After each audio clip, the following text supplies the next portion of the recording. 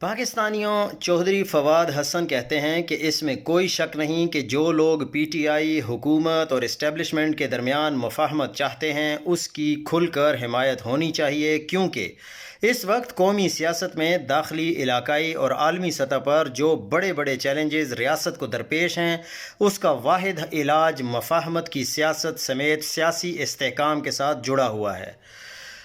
آپ کی بات بالکل ٹھیک ہے، لیکن ہم آپ سے مکمل طور پر غیر متفق ہیں، کیونکہ تحریک انصاف کے لیڈر عمران خان بشمول موجودہ قیادت تمام کے تمام مفاہمت کے شدید حق میں ہیں،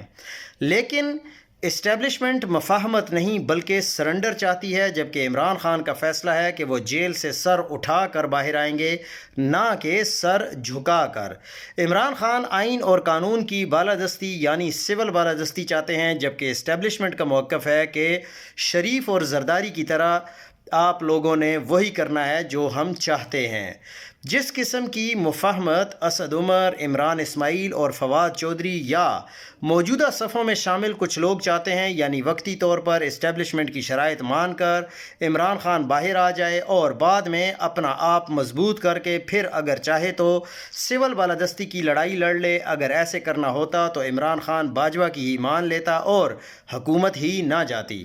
اور اگر بالفرض بعد میں بھی کسی بھی مرحلے پر یہ تجویز ماننی پڑ ہی گئی تو اس میں کسی کی بھی سفارش کی ضرورت نہیں، عمران خان نے نکی جئی ہاں کرنی ہے اور اگلے لمحے جیل کے دروازوں سمیت اقتدار کے سارے راستے کھل جائیں گے۔ لہٰذا خیر خواہوں سے گزارش ہے کہ بجائے اس کے کہ موجودہ قیادت یا کارکنان کو بھاشن دینے اور کوٹ لکھپت کے چکر لگانے کے اڈیالہ کا چکر لگائیں۔ فواد چودھری کے لیے برادرانہ مشورہ ہے کہ اڈیالہ ملاقات کے لیے پہلے امام البھگوڑا کو بھیجیں، کیونکہ بھاگنے میں یہ ہمیشہ سے فرسٹ آتا ہے۔ سنا ہے ایسی تجویز لانے والے کے لیے مرشد نے کپتان چپل رکھی ہوئی ہے اور نشانہ 73 سال کی عمر میں بھی نہیں چوکتا۔ خود اور عمران خان اسماعیل دونوں بعد میں جائیں، کیوں؟ آپ دونوں میری طرح بھاگنے میں کمزور واقع ہوئے ہیں۔